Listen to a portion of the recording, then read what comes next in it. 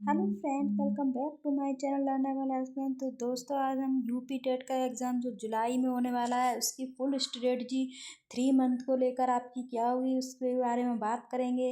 पूरा कंप्लीट मैं बताऊंगी स्टेप बाय स्टेप, क्या क्या पॉइंट आपको क्या क्या बातें ध्यान रखनी है, सिलेबस, बुक्स, डेली रूटीन, सब पर एक एक करके बात करेंगे। तो वीडियो से जुड़ जाइए और वीडियो अच्छी लगी हो तो लगे तो लाइक और शेयर कर दीजिए और चैनल को सब्सक्राइब कर दीजिए। तो चलिए वीडियो को बिना डिले करे स्टार्ट करते हैं। तो सबसे पहले आप लोग जान लें कि यूपी टेट में 2 एग्ज़ाम होते हैं, ठीक है। एक होता है पेपर 1, क्लास 1 से लेके 5 तक, इसे प्राइमरी बोलते हैं। एक होता है पेपर 2 जो क्लास 6 से लेके 8 तक होता है, जिसे अपर प्राइमरी बोलते हैं। दोनों में 150 क्वेश्चन पूछे जाते हैं, 150 अंक यानी 1 नंबर का 1 क्वेश्चन, और 2.5 घंटे इनकी टाइम ड्यूरेशन होती है, मतलब 2.5 घंटे का पेपर होता है। इसमें कोई भी नेगेटिव मार्किंग नहीं होती है।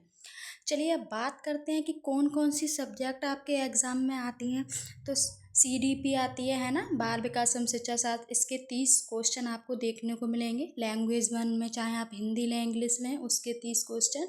लैंग्वेज 2 में भी आप इसी तरीके से हिंदी लें इंग्लिश लें संस्कृत उर्दू, तो उसके भी 30 क्वेश्चन आपको आएंगे। फिर आएंगे गणित यानी मैथ के, इसके भी 30 क्वेश्चन, EVS के भी 30 क्वेश्चन। इस तरीके से 5 सब्जेक्ट आपकी पेपर 1 में देखने को मिलेंगे। इस तरीके से पेपर 2 में भी सेम ही है ना। CDP के 30 क्वेश्चन, लैंग्वेज 1, लैंग्वेज 2, मैथ, और इसमें बस EVS की जगह साइंस या SST जुड़ जाती है। तो इस तरीके से 60 क्वेश्चन हो जाते हैं। साइंस मतलब आपने साइंस स्ट्रीम ली होगी तो आप साइंस लेंगे, आर्ट स्ट्रीम होगी आप पे तो आप SST लेंगे। तो इस तरीके से 60 क्वेश्चन हो जाते हैं।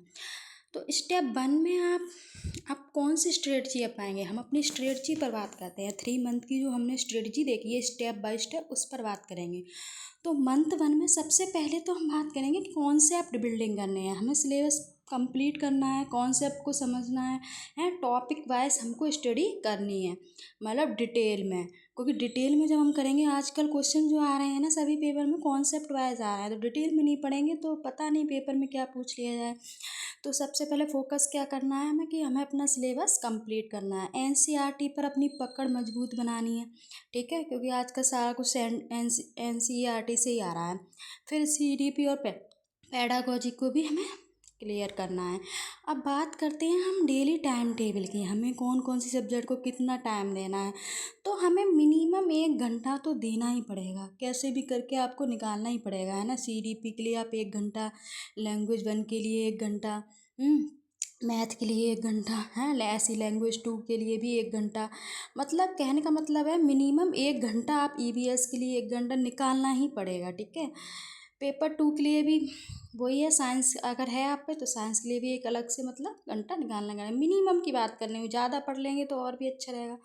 फिर हमको क्या करना है, डेली जो पढ़ा है उसका 30 मिनट हमको रिवीजन के लिए भी निकालना है, क्योंकि रिवीजन नहीं करेंगे तो माइंड में वो चीज़ मतलब रहती नहीं है ना। और फिर उसी टॉपिक से रिलेटेड हमको MCQ की प्रैक्टिस भी करनी है डेली। तो इस तरह कुल मिला के 4-5 घंटे हो गए। आप ज़्यादा पढ़ लेंगे तो और अच्छा रहेगा, डेली के 4-5 घंटे तो मिनिमम आपको पढ़ने पड़ेंगे। अब बात आती है क्या पढ़ें, आपके माइंड में क्वेश्चन आता होगा क्या पढ़ें। तो सभी सब्जेक्ट का हमको सिलेबस अच्छे तरीके से देख लेना है। और CDP में जो खास बात है ना, सारे मनोवैज्ञानिक उनको अच्छे से पढ़ लेना है, जैसे पियाजे, वाइगोत्स्की, कोलबर्ग, स्किनर, थॉर्नडाइक, है ना। इनको अच्छे से, इन्होंने क्या क्या सिद्धांत दिए थे, क्या क्या बात की थी, उनको अच्छे से पढ़ लेना है ना। लर्निंग के सिद्धांत, इनके ऊपर क्वेश्चन बनता है ना। इंटेलिजेंस, बुद्धि, पर्सनैलिटी, व्यक्तित्व, इन सब पे आपका क्वेश्चन देखने को मिलता है। समावेशी शिक्षा, ठीक है। एक और टॉपिक है जेंडर का, लिंग का, है ना, उस पर भी आता है। तो CDP से सीधे और कॉन्सेप्ट आधारित प्रश्न आते हैं, ये आपको पता ही है। अब लैंग्वेज की बात करें तो चाहे हिंदी हो इंग्लिश हो, आपको ग्रामर तो पढ़नी है। हिंदी संधि, समास, काल, वाक, तत्सम, तद्भव, है ना, इनसे रिलेटेड क्वेश्चन मिल जाते हैं। ग्रामर ज़्यादा तो नहीं आती है, लेकिन हाँ ये है कि आ जाती है। गद्यांश भी आता है और तो गद्यांश से ही पूछ ले जाते हैं, इसका समास बताओ, है ना, इसका तत्सम तद्भव क्या होगा, इस तरीके से गद्यांश आपको करना आना चाहिए, इंग्लिश हो चाहे हिंदी हो, है ना। लैंग्वेज शिक्षण, पेडागोजी, है ना, पेडागोजी तो हर सब्जेक्ट की हमको पढ़नी ही पढ़नी है।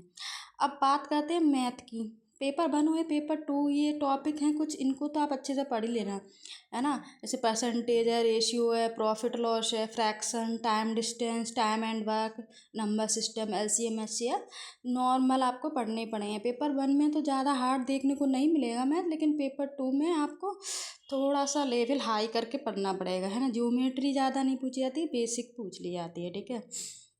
ईवीएस की बात करें तो कुछ टॉपिक ईवीएस के हैं जो हर बार आते हैं, जैसे पर्यावरण है, फैमिली को लेकर, रिसोर्सेज, फूड, परिवेश, है ना, कौन सी एरिया में कैसे लोग रहते हैं, उनकी बोली, उनका सब कुछ, मतलब ये सारा। और विज्ञान के मूल सिद्धांत आपसे पूछ लिए जाते हैं। ये सब आपको 1 मंथ में करना है। अब बात आती है 1 मंथ 2। मंथ 2 में हम क्या करेंगे? मंथ 2 में जो मंथ 1 में हमने सिलेबस को कंप्लीट किया उसको प्रैक्टिस करना है ना। प्रीवियस ईयर को पढ़ना है, क्वेश्चन प्रीवियस करके देखने हैं। 5 से 10 साल के मिनिमम आपको क्वेश्चन मतलब देखने हैं।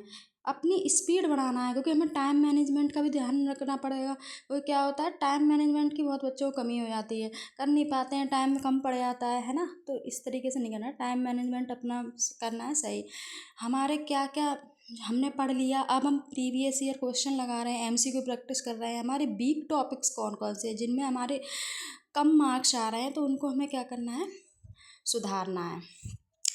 फिर आता है, अब इसमें भी हमारा मतलब सीडीपी के लिए आपको प्रैक्टिस के लिए बता रहे हैं, क्योंकि 1 मंथ में तो हमने पहले मंथ में तो अपना पढ़ ही लिया।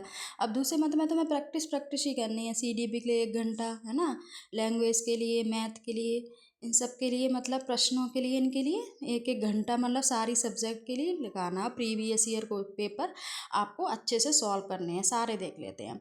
अपनी गलतियों को सुधारना है, हमारे कहाँ गलती हो रही है, कौन सा टॉपिक हम नहीं पढ़ना है, उनको अच्छे से पढ़ना है। रिवीजन करना है कम से कम 30 मिनट डेली के डेली, ठीक है। आपको अपने हफ्ते में क्या क्या स्ट्रेटजी फॉलो करनी पड़ेगी। आपका पहला हफ्ता है ना, 1 से 2, उसमें 2 ऐसे करके लगा लो आप। मैंने ये सीक्वेंस में लगा दी है, 2017 से 2020 का पेपर हल कर लिया पहले दूसरे हफ्ते में, फिर तीसरे चौथे में 21 से 23 के पेपर देख लिए प्रीवियस। और हर संडे को आपको फुल मॉक टेस्ट एक देना ही देना है, हर संडे को, ठीक है। ये दूसरे मंथ की बात हो रही है अभी, ठीक है, अभी हम तीसरे मंथ पर नहीं आए हैं।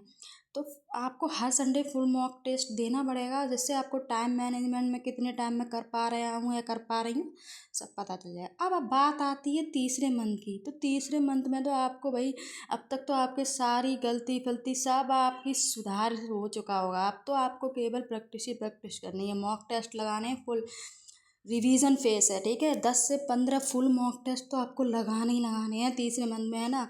2 घंटे 30 मिनट में पेपर ख़त्म करने की आदत, मतलब मैंने में एक्यूरेसी आपकी कितनी होनी है भैया, 80% तो आपको करनी पड़ेगी एक्यूरेसी।